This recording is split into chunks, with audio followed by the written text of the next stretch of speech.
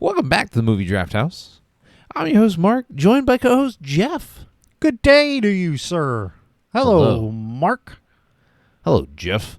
How you doing today? I'm doing in well. The holiday spirit? We're in the thick of the holiday season here on the podcast. And before we get into what we watched this week, because it matches up to some holiday spirit that we're experiencing, we got to plug some music.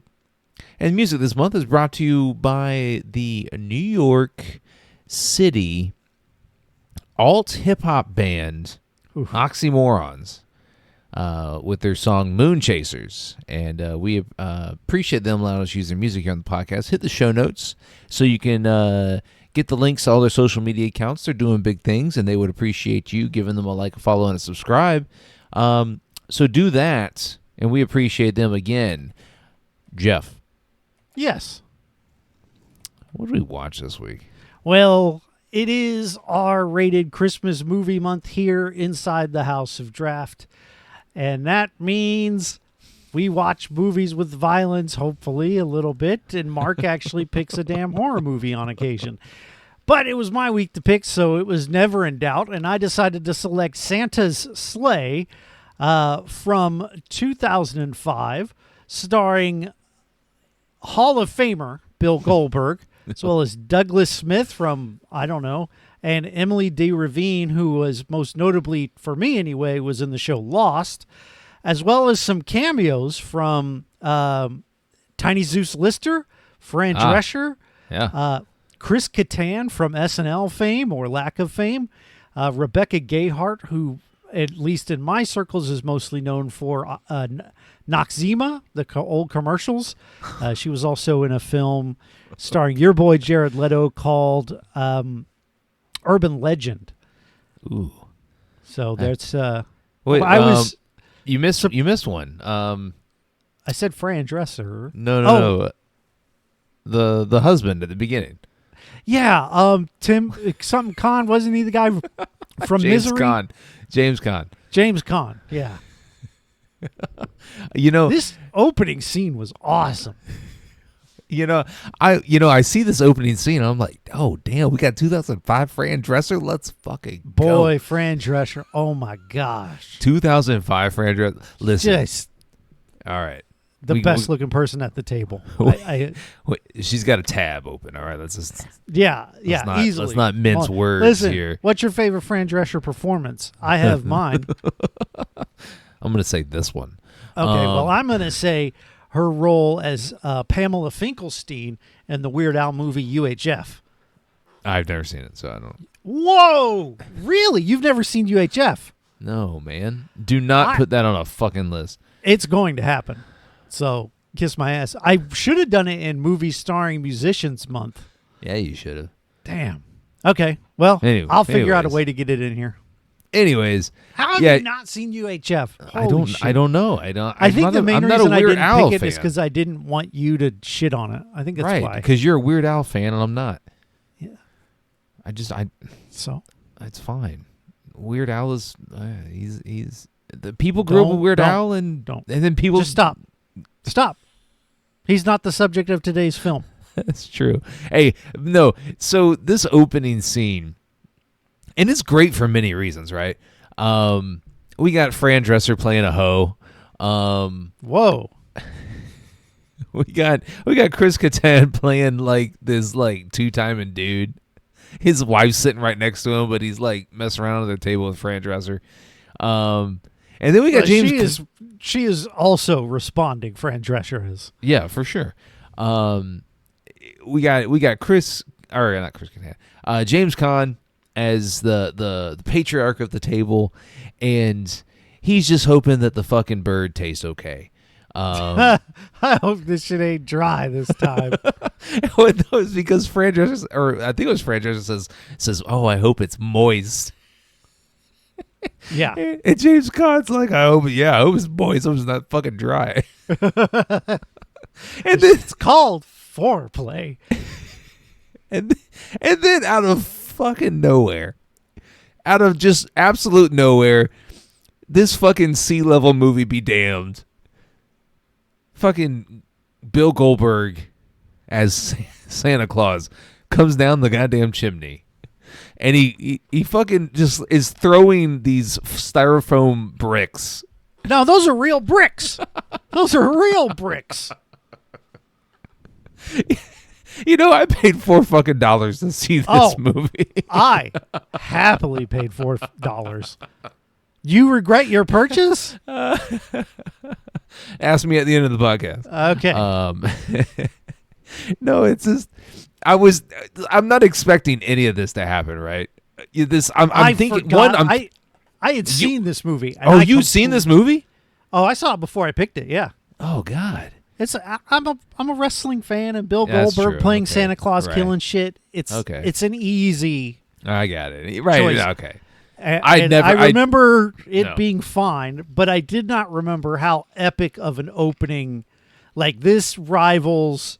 Well, I got the hookup too. You loved that opening, and this sort of has that same batshit mentality that it's hard to deny that the movie kicks off in a way you're like, this might be the best thing we ever watch. Is how I felt during the opening. We read the movie and I'm watching it with. So did your wife watch it with you? Yes, man. Oh, hell yeah.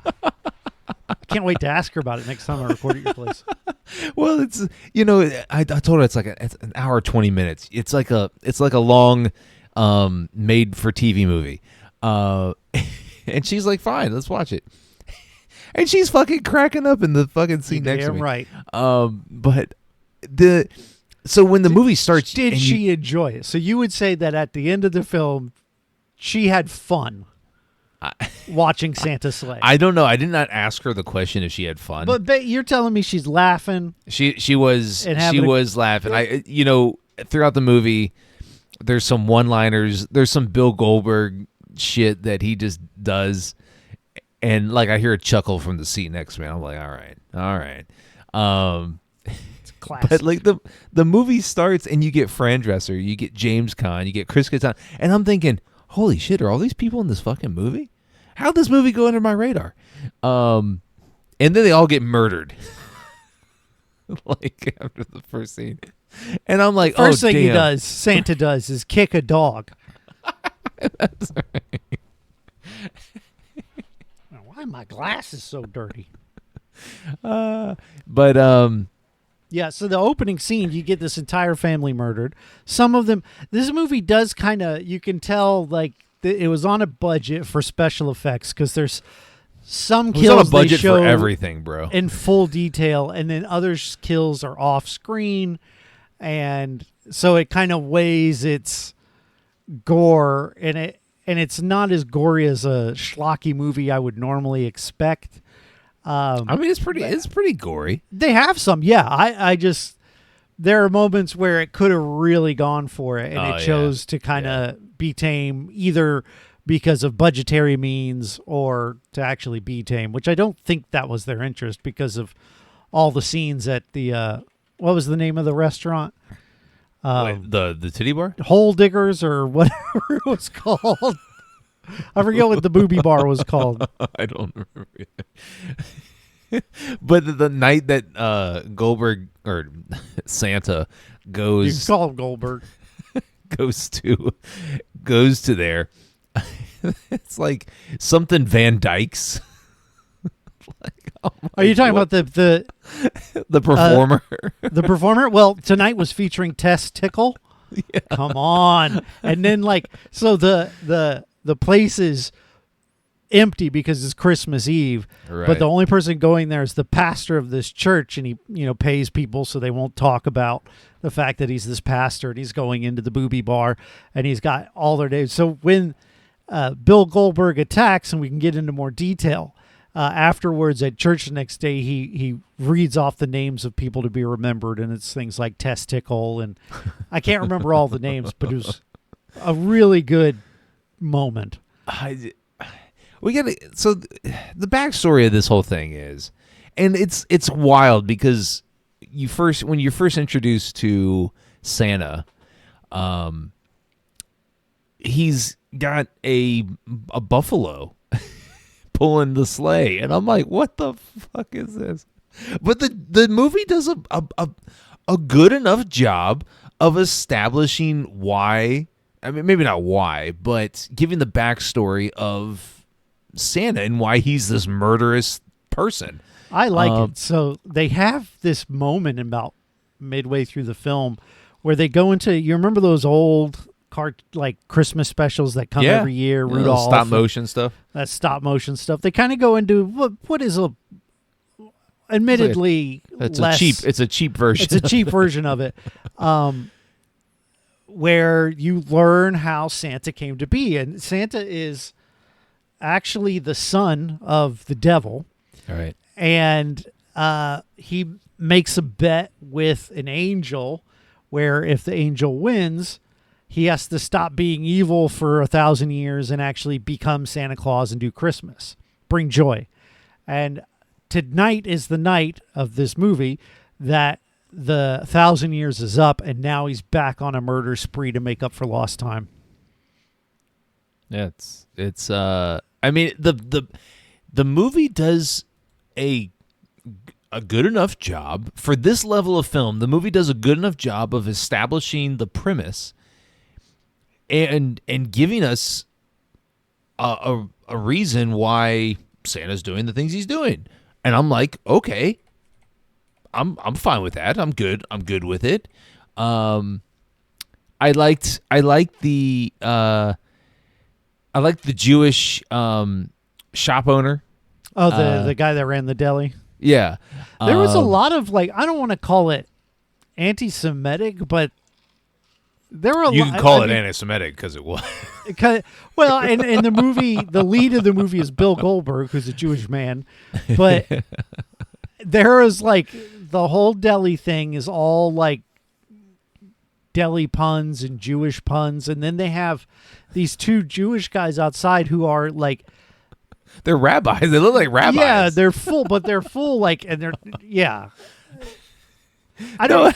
I love this scene it was where stereotypical the shop, the deli owner, who is quite obviously a Jewish man, and there's just like there's a menorah. He spins a dreidel. It's ridiculous. But how like stereotypical the movie is. But he's when he's getting attacked by Santa, and he's like, "Oh, you gonna go? I got something for you." And I don't know what he was throwing at him, but Santa pins him up against the wall, and he's got this Star of David necklace, and he shines it on Santa's face. And it makes it like a little imprint, and you're thinking that it's gonna like burn him like a cross to a vampire, yeah. But it doesn't. And then he stabs him with a menorah. The movie is oddly smart. Listen, this I wasn't expecting this level of film when I sat down. And I for an hour and 17 minutes, I was thoroughly entertained. That is what I like to hear. It is fun above all else. My problems with the movie are the lead, not Bill Goldberg, but the young man who's the lead. The kid, yeah. He sucks. He whines the whole damn time. He has no game. Basically, Emily de Ravine has to essentially do everything. I don't know, he's just a little bitch, and he just kind of whines a lot. And like, even when he finds out that his grandpa, who's been kind of telling him that Santa's real and he's going to be murdering everything, when he finally realizes, "Oh, Grandpa, I believe you, you were right." And then he still doesn't listen to his grandpa when his grandpa's like, "Here, take this, grab that, let's go." He's like, "What are we going to do? What are we going to do with this, Grandpa? Well, this won't do us any good." And he's just like, "Shut the fuck up." Like, I would have been fine had Nicholas, I'm just reeling, his last name is Yulson. Yeah. That's on the nose. I'd have been fine had he been murdered at some point by Bill Goldberg. No, Emily, her name is Mary Mackenzie Mack in this film, should have probably been the lead because she's got more agency. She's a go-getter. Her dad is like some crazy-ass hunter with rocket launchers and shit. Yeah, the movie is very tongue in cheek. Unlike last week's Fat Man, this is very much like played for laughs. Oh, for sure, 100%. But even though it's played for laughs, it's well thought out, right? Most of the jokes land. There's like the cops in the station when they're like, "Oh, the killing pattern makes a Christmas tree, and I bet you the next killing is gonna be the star on top." And then the other guy gets into like geometry and shit. Well, but then Goldberg shows up and kills everybody at the police station, and the camera pans to the cop that was kind of going over the whiteboard or the map, and he's got all the pins on his chest, and it's just the movie is to me, and my opinion, it's well done for the level of film that it is. Yeah. And I was just like time and time again after watching this movie, I was like, damn. If this had a bigger budget, this would have been a success. So, how do you feel about Bill Goldberg in this? I mean, he's fine. Yeah. He doesn't get much. They literally, whoever made this film asked him to be Bill Goldberg as Santa. His acting isn't great, but he doesn't need to be, because all he needs to be is on the level acting wise as an Arnold or like a Van Damme, right? You don't have to be Jake Gyllenhaal. You just need to be able to say your lines, have them in some way, and he does a good job of delivering movie one-liners that are campy but fun, Right. And so I think he does a good job. What's your favorite Bill Goldberg movie? This has got to be it. Okay. There you go. It might be the only Bill Goldberg movie I've seen. That's not true, because he was in the Longest Yard, the Adam Sandler one. Oh, I've seen that. The joke, you haven't seen that. Oh, I have seen it. No, I have seen it. Oh, that's Wrestling Quarter everywhere. Like Stone Cold Steve Austin, Kevin Nash, the Great Khali, Bill Goldberg, and a host of other wrestlers are in that movie. Yeah. I've seen it. Yeah. I don't remember all those people in it, but yes, Stone Cold was one of the guards, and then Kevin Nash was one of the. I want to say he was one of the guards, but he started taking estrogen, and then ended up being a cheerleader next to what's his name from 30 Rock, Tracy Morgan. Oh, okay. It's a fun little movie. It's probably problematic now, but it's stupid. But the whole joke with Bill Goldberg in that movie is he had a huge dick. No joke. It's probably not far off from real life. I would imagine. I don't know. Although steroids make your testicles shrink. Yeah, so that's true. But that's a large man. Testicle.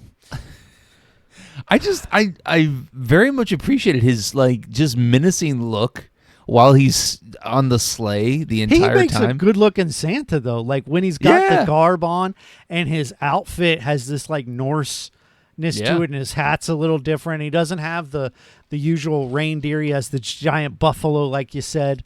And his costume looks really good. Yeah. I'm on board with the whole the lore of what Santa was originally, right? It's because we're so many thousands of years removed from the idea. I don't even know the actual history of Santa. I just know what I know, right, from movies. I'm pretty sure all the lore was in last week's film. Completely accurate. Government controlled Santa. No. But no, I like, for this level of movie, a lot of this shit sticks, man. It's not like I Got the Hookup 2 or even I Got the Hookup 1, which was fun. Yeah. But a lot of it was just, a bunch of dudes getting together, and it's just hilarity ensued. This movie, there's signs of actually well thought out ideas in it, and I don't really know why they chose to make this movie as short as they did. I mean, thankful, they didn't need to overstay its welcome. I love the length because honestly, it doesn't feel as short as it says. Like it was like a blink and it's over. It still felt like a full movie. Yeah. But what more would you really want in this movie about a killer Santa? I mean, it does a great job of not filling it out for the sake of filling it out, like we do sometimes on some of our short episodes. Damn! Don't give our secrets away. Oops. No, I mean, like I could have gone a little bit more with the grandpa here. You know, he's like he's like a Doc in Back to the Future, Yeah. right? You know, I mean, he does. He reminds me of like a wholesome Doc, right? How do you feel about their bet being around the game of curling? I mean, it's hilarious. You know, it's like, what's the most boring game we can think of? Hell no, curling is dope. No, I know, but like you're watching it and you're just like, oh, these guys they're sweeping in front of this thing. It's going on the ice. Oh, and it's going to get in the circle. How close is it going to get to the other one? Oh, is it going to knock the other one out? Oh, I don't know. Right. Oh, I just thought it was weird that that's what they went with. I do like the resurrection scene of the grandpa, where they're about to get run over by the ice machine thing. Zamboni, that's right. And then it's stopped by a curl. That's how you know Pops is back. And he's like got this shroud of like an outline of just like weird. It's the effects are not good, but it doesn't like that's the kind of thing you want to me like in a movie like this where I don't really need the shit to look perfect. Like you were talking about him throwing the styrofoam bricks and shit. Yeah, that's part of the appeal to me. But it works here, right? It works because it starts off that way, right? Like the first scene where Goldberg comes down the chimney and he's throwing the styrofoam bricks. Right off the bat, we're introduced to the level of production in this film, or the level that the film wants us to believe that the production is at. And that's fine. It's because then the rest of the movie can follow suit. Like it'd be weird if like that was out of place and then we got better effects later in the movie, but we don't. And so I'm on board with that. I'm on board with all of the effects being pretty trash and the sets being not good. Now I do enjoy the fact that a lot of this movie takes place in a very wintry portion of the world. Right. You know, it does feel like a very lived in town wherever it was filmed at. I tell you, my favorite scene is when we were introduced to the main character, the kid, for the first time. He's in the deli, and the old lady. I love that old lady. Oh, she's awesome. Her last words, where she's like, "Merry Christmas, you motherfucker." And I'm just like, God. She's like, don't give me that happy holidays bullshit. It is. It was an awesome scene. And then Bill Goldberg kills her because she's driving too slow. It's hilarious. The film is entertaining, and that's I'll be honest with you. I went into this film thinking I was going to hate it. Oh, I knew that. And then I knew that I would hate it because I spent money on it. I knew you were going. I was prepared to doubly hate it, like hatred times 2, because I had to also spend money to watch a terrible film. Couldn't get it on illegitimate means. No, because I don't know. You wanted to watch it with the wife. She had a great time, and you had a great time. It was fun. I tell you one gripe that I had is I didn't really enjoy the ending too much. I just thought it was kind of rushed for a short film. I agree. Where the ending, they get all these hunters, and her dad, the main character's love interest dad, blows Santa out of the sky. He shows up with a bazooka. Like, yeah, what? and then the pastor who is dressed up as Santa dies in the pole. So everyone thinks that the pastor was the killer Santa, but the real Bill Goldberg Santa's still out there. Right. I was fine with him still being out there, and I liked the little ending with him getting his plane ticket to let you know he's still alive and still out there because, we never got it, but the hopes for a Santa Sleigh 2 is out there. Would you watch Santa Sleigh 2? Oh, for sure. I would. Absolutely. If it was done by the same people that made this one. Yeah.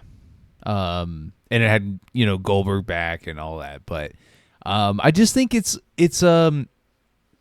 and I enjoy the fact that there's a lot of it's very Christmassy. Like it's right, a film about a killer Santa has to be Christmas, but like a lot of the music is original. Like the one of the ending songs was like directly written to reflect what happened in the movie. Mm-hmm. I don't know if you caught it, but like how the lyrics are like, yeah, Santa tried to kill me and my grandpa. Yeah. I love when movies do that where they just sing the plot to the film, Right. Really good. All right, so your favorite. So what did you think of? We gotta go to the titty corner. The titty. Oh, counter. okay. We've broken out the booby counter. Yeah. So I was not prepared for this movie to also. So this film really checks all the boxes. Yeah, I was watching it with my door open to my den, and I'm like, oh God, this is where my wife walks in or my son walks in. Let me cover. Well, I mean, your son's at that age where you got to have the eggs. Son, hey, come on, let's pause this. Let's have a conversation. Yeah, and I'm not ready for that conversation just today. Well, and those, the boobies in this one weren't great. I've never been one for enhanced. It's not really my taste, and that seemed to be the prevailing through line of this scene. That must have been a prerequisite for the dancers in this bar. Which, fair enough. I've told people that it's not my favorite thing, and they always like, why? And laugh at me. I'm like, hey, you do you. Yeah, to each their own. I prefer a natural physique. But it's like, I was not ready for Santa to go to a titty bar. You're sitting there watching with your wife, too. Yeah, that's true. But she give you this is why you wanted us to watch it. No, I mean, like you can blame me. It's fine, I will. But it is from start to finish, literal start to finish.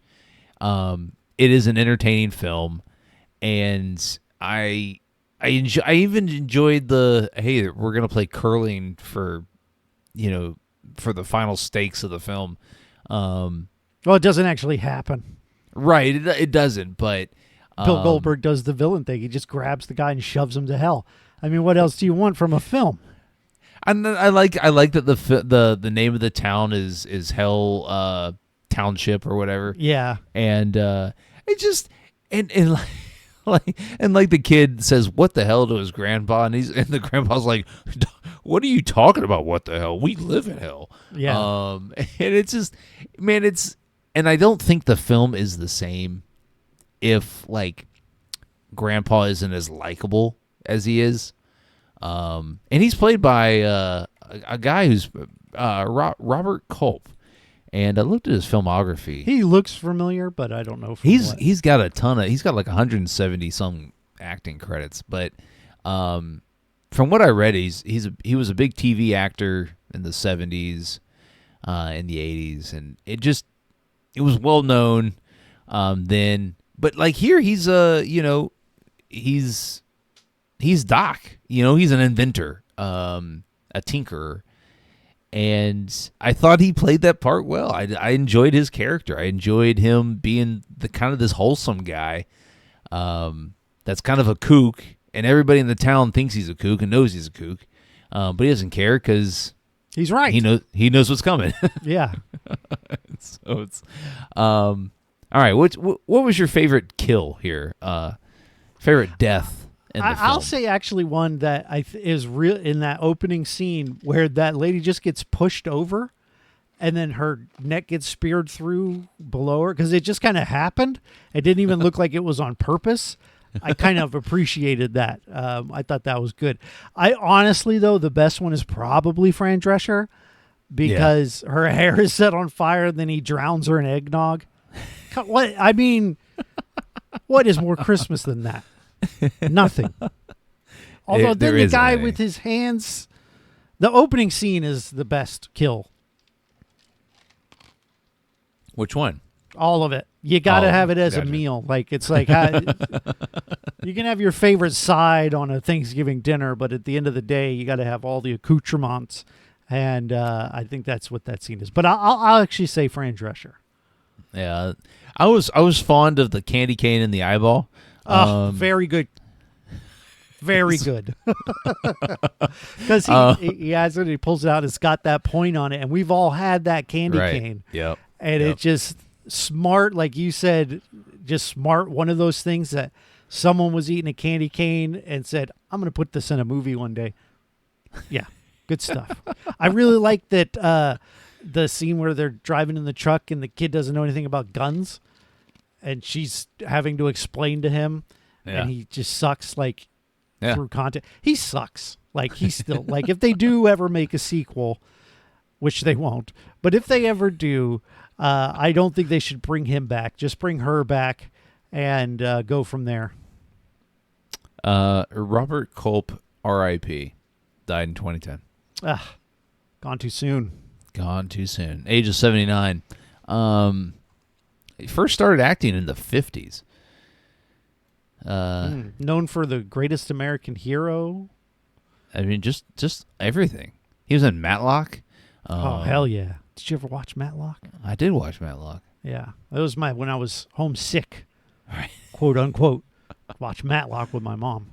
He was a star in the show I Spy in the 60s. I never saw that, but anyways, I mean, what else can you say about this film? It was better than I was expecting.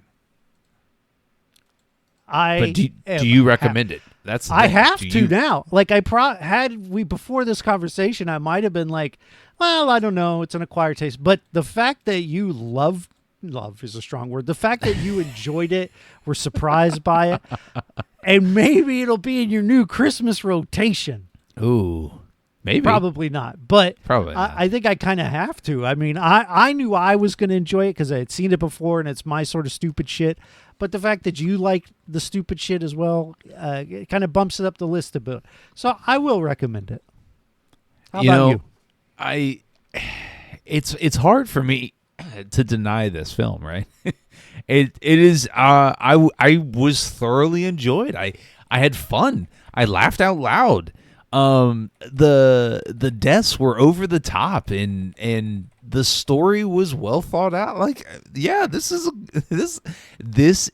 a good enough movie for me to recommend. This is the happiest day in the history of the movie Draft House. Well, maybe now, maybe now you can give me the benefit of the doubt. Although, granted, I know you still picked. Most of the time when I pick shit like too. this, you hate it. But this fits the bit. This hit every mark that you want out of a film that is low budget, but also is earnest in its delivery. Right? It's so. I don't even know the person that made this film. Who fucking directed it? David Steeman? Yeah, sure. Is the director. That's a made-up fucking name. He wrote it as well. This is his brainchild, and it's his only directorial credit. Really? Okay. So technically, we've done David Steeman chronologically. In and out in one episode. Hey, I'm gonna send you the audio, and you just add it to just throw it on the chronological. David, I'll edit in new and movies. David Steeman chronologically with all the quotes from his films, singular. That's interesting. That in 2005 he directed this one batshit movie, and then walked away. Walk away is probably a strong term. I don't know that. others appreciate it like it. He mostly served as an assistant, production assistant, additional crew. So he's just kind of been around movies, but this was his directorial debut. Hollywood is weird like that, right? So what I understand is that it has to do with Brett Ratner, who is apparently a scumbag, but was most known for the Rush Hour movies. And he had some cachet, and I think this was like him as a producer giving his buddy a bump. Yeah, and the guy decided, fuck yeah, I'm going to make my Killer Santa movie. I got to give it to you. Hey. You're my hero. Great job. Right? I mean, if you got a shot, man, take it. Why not risk it on some bullshit? Why not cast Bill Goldberg as your Santa? I agree. So what the hell are we watching next? What's that? I was going to ask you if you could pick any actor who has never played Santa to play Santa. Ooh. Who would you pick? So I don't know whether he has or not, but the first name that comes to mind is Ian McKellen. Oh, okay. I mean, that's an old Santa. Yeah. I don't know how much you would get out of that Santa. Well, I'd be well performed. You don't have anything against Ian McKellen, do you? No, I don't. It's just legend. I didn't expect you to go for this ancient old dude. That's the first one. You tell me yours, and I'll think another minute. All right. So there's a couple. I actually think Will Ferrell would be a good Santa. I don't know how it would work because he's a very tall, lanky man. But I think he has like the right kind of acting mentality to do it. And he's kind of been around that Christmas movie before, well, obviously with Elf. But if I could go with like an older Santa, maybe Tom Hanks. Yeah, I'm thinking the late Ernest Borgnine. I don't know who the fuck is that? Ernest Borgnine, man. Watch Basketball. You should watch Basketball. It's one of my favorite movies. I've seen Basketball. It's been a while, but yeah, he's the owner of the team that dies near the beginning. Yeah, he looks. Yeah, I'm looking him up right now. He looks familiar. He's awesome. He was in what's that Ethan Hawke movie where he's trying to go to space? Ethan Hawke in space. I don't know. He's trying to. Is it Ethan Hawke? It may not be. Anyway, but I can't think of the name of it. I've seen it a dozen times. It's got Jude Law in it, and Jude Law, the woman in space. from Kill Bill. Uma Thurman. Uma Thurman's in it as well. Anyway, and they're in space. Well, they're trying to go to space. Oh. He's trying to go to space. Ethan, is it Ethan Hawke? Watch it not be Ethan Hawke. It's probably not Ethan Hawke. Because I feel like I've seen most of Ethan Hawke's films. I like it. It's a one-word movie. Oh my gosh! It came out in the late. Oh, this guy was Carface in All Dogs Go to Heaven. I don't remember Ernest that. Borgnine. Ernest Borgnine's a legend. So that's my pick. He was Carface in All Dogs Go to Heaven. Holy shit, bro! What was the name of the movie? Now I gotta look it up. What was Uma Thurman in? Let's do Uma Thurman. Because I'm not sure it was Ethan Hawke. It's probably not Ethan Hawke. Ernest Borgnine was Mermaid Man and SpongeBob SquarePants. The man, he. Do you think looking at that, he'd be a good Santa? I mean, like the picture I'm looking at is him as a very old man. So I don't know, but like if I went back and Santa's looked old. Santa might be old. The movie was called Gattaca. Oh, Gattaca. Yeah. Ethan Hawke. Okay. Yeah. Shit, I couldn't remember that for the life of me. I'm glad I found it. So my answer is Ethan Hawke. Ethan. You know who would be good? George Clooney. Okay. I think George Clooney could be a good Santa Claus. I could see him as a dapper Santa. Like Yeah. he always plays a very well off person in a movie. Yeah. I could see him as a dapper Santa. I could see that. I could also see maybe Carl Weathers. Shit, I'd love Carl Weathers. Fuck Carl yeah. Weathers. Yeah, I could see that. Damn. Because I was trying to think of people in that age range and like Yeah. that I love, and Carl Weathers for me fits that. Yeah. That's a good solid choice. Thanks. All right, what are we watching next week? Predator was starring Carl Weathers. No, we're watching and the Apocalypse. Anna. Is it Anna? I'm pretty sure it's Anna. Let me check. You're correct. Anna, A-N-N-A, and the Apocalypse. Maybe next time choose a different character name for. Anyway, starring Ella Hutt, Malcolm Cumming, and it was released in 2017, and it looks awesome. The tagline on the poster for the film says a zombie Christmas musical. Oh, Let's fucking baby. Holy shit. What are the likelihood that this is one of our best months? I mean, right now, the chances are high. As it stands, our best month was Erotic Thrillers month, where we enjoyed every film. Right. And here we are 2 weeks in with two enjoyable films. So, I mean, a musical zombie thriller, and then next week I'll ruin it. So never mind. I'm the only one I'm thinking about. I picked a movie from the 80s. You're going to hate it. But next week we're going to watch this, and it's going to be a good time. Anyways, we want to give another shout out to our musical guest this month. The alt hip hop bands Oxymorons with their song Moon Chasers. Give them a like, a follow, subscribe, hit the show notes. Get all the links to their social media accounts. They're doing big things. We appreciate them. If you want to follow if you want to follow us on all your favorite social media platforms, you can find us at Movie Draft House. Hit where you're watching us right now on YouTube. Hit the subscribe button when it pops up. That way you don't miss any future content here on the podcast. But we're on Twitter. We're on TikTok. We're on Instagram, YouTube. We're on all the things. We're doing well. Hey, and I shared with you, Jeff, the Spotify Wrapped.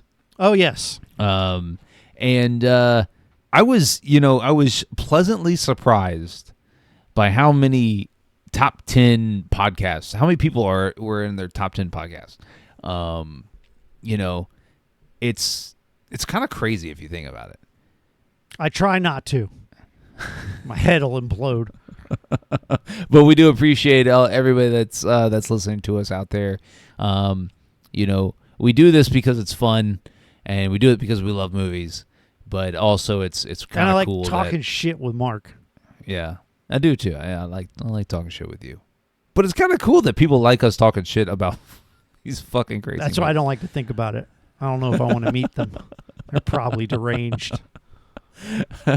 Anyways, if you want to follow Jeff on Twitter, and tell him, hey man, you can add a tab for Fran Dresser. It's okay. You don't have to tell me. I have one. You can find him on Twitter at Podcast by Jeff. And if you want to get in touch with Mark and send him all of your favorite James Caan fan art, you can find him at I Heard You Liked on Twitter. Just send me your favorite James Caan fan art. James Caan fan art. Also, if you want to follow my other podcast, it's called Chronologically. We are wrapping up, next year, early next year, the current season of M. Night Shyamalan. So you can look for that in your favorite podcast app. Jeff, do you have any words of wisdom for anybody? I'm Santa Claus, not fucking Dracula. Wait. What was the scene? What was that scene? Because I remember that quote, but I don't remember the context. He does like a cross or something to Santa Claus when Santa Claus is holding that guy against the wall, and Santa just bats it away.